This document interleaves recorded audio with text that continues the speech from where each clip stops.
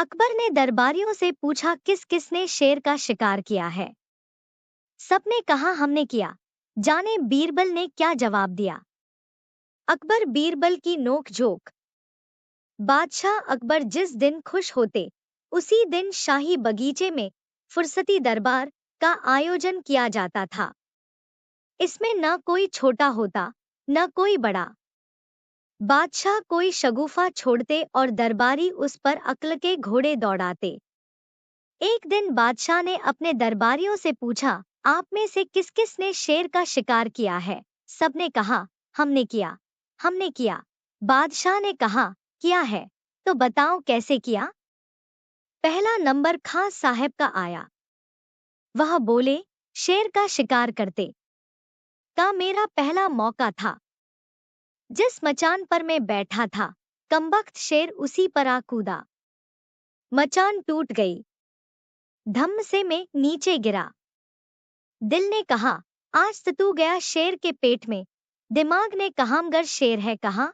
तभी ऊपर से शेर की मिमियाती आवाज आई। बमुश्किल आंखें खोली।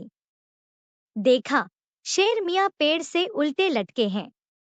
उनकी पूंछ टूटी मधान के खांचे में फंसी है और वह बुरी तरह हाथ पैर मार रहे हैं। अपनी गनीमत जान। मैंने उठाई तलवार और चला दी। यह भी कोई शिकार हुआ। बादशाह बोले चूहेदानी में फंसे चूहे को तो कौआ भी मार सकता है। दूसरा नंबर मिर्जा का आया।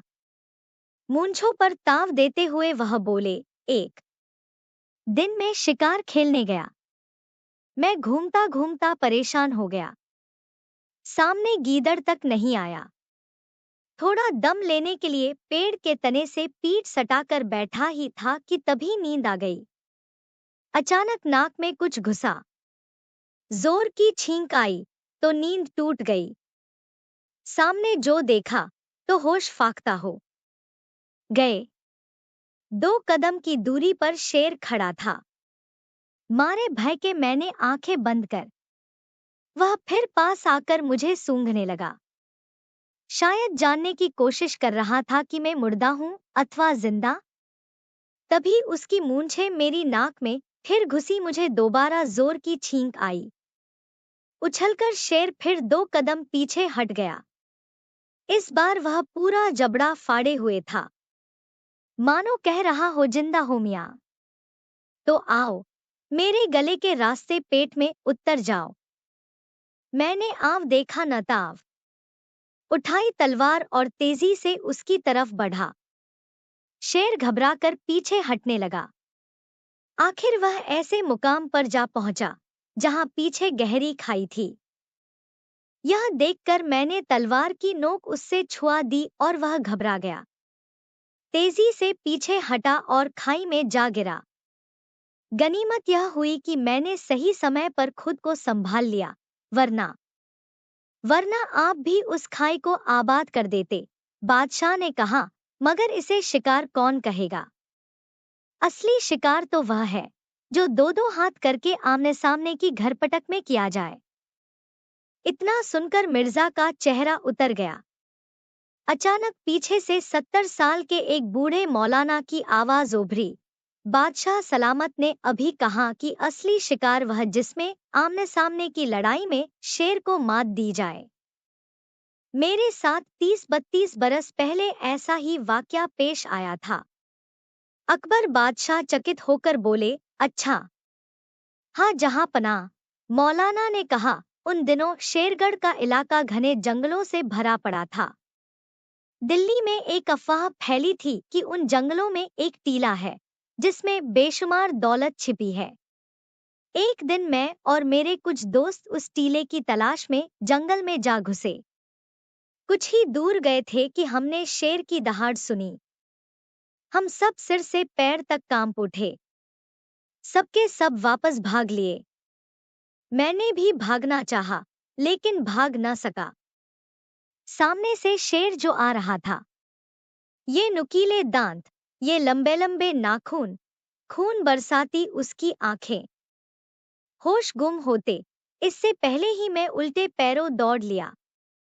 मैं आगे आगे, शेर मेरे पीछे पीछे। रास्ते में कीचड़ से भरा एक पोखर था। बदहवासी में मैं उसे देख नहीं पाया और जा गिरा उसमें। देर तक कीचड़ में गोते खाता रहा। कीचड़ से सराबोर आंखों को जोर लगाकर खोलते हुए सामने देखता रहा। सोचता रहा शेर कहाँ चला गया। पौन घंटे तक शेर नहीं आया तो मैं जैसे तैसे पोखर से बाहर आया। मुझ पर मेरे अपने वजन से दोगुना कीचड़ लिपटा था। चल भी बहुत मुश्किल से रहा था कि देखा शेर पोखर के पास एक झुरमुट में बैठा मुझे घूर रहा है। शायद वह यह पहचानने की कोशिश कर रहा था कि यह है कौन।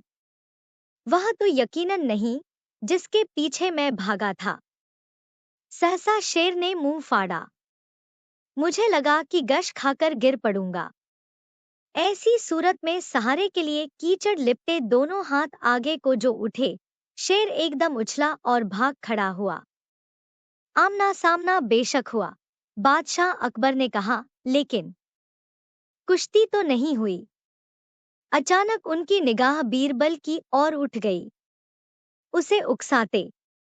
बादशाह बोले, क्यों बीरबल, क्या तुम्हारा कभी किसी शेर से आमना सामना हुआ है या कुश्ती?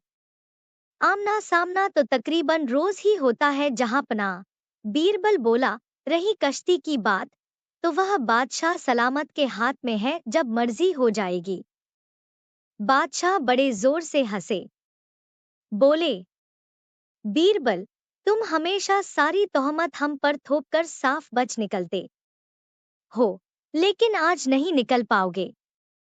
शेर के शिकार के बारे में या तो आप बीती सुनाओ या फिर इकरार करो कि तुमने जिंदगी में कोई शेर नहीं मारा। शेर तो मैंने कई मारे हैं, बीरबल बोला, मगर आपको इस पर विश्वास नहीं आएगा और एक दफा तो ऐसा गजब का वाकया हुआ कि हो सकता है आपको यह किस्सा खानी ही लगे। क्या मतलब? बादशाह ने चौंक कर पूछा। बीरबल सिर झुकाकर बोला, हुजूर, वे दोनों शेर गुजरात के जंगलों में सेमल के किसी पेड़ से अब भी लटके होंगे। मैं वहां एक अंधेरी रात में बादशाह सलामत के साथ भटक रहा था कि अचानक मैंने शेर की दहाड़ सुनी। बादशाह अपनी तलवार तंबू में भूल आए थे और हम दोनों तंबू खोज नहीं पा रहे थे। उधर दहाड़ थी कि बराबर पास आए जा रही थी। तलवार सिर्फ मेरे पास थी।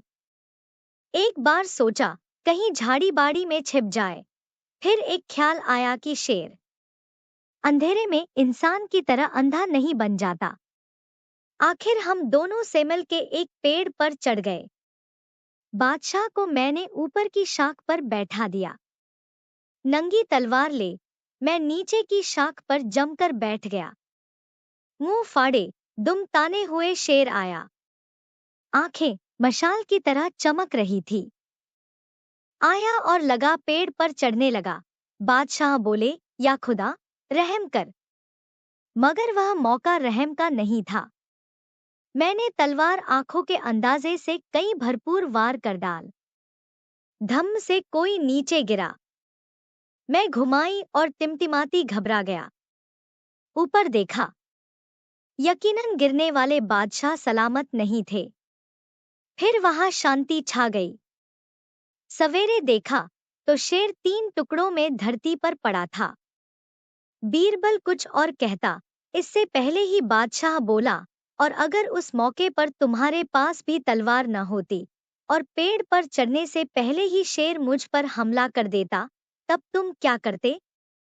मैं क्या करता जहांपनाह, बीरबल गमगीन शब्दों में बोला, ऐसे मौके पर या तो खुदा ही कुछ करता या फिर वह नामुराद शेर।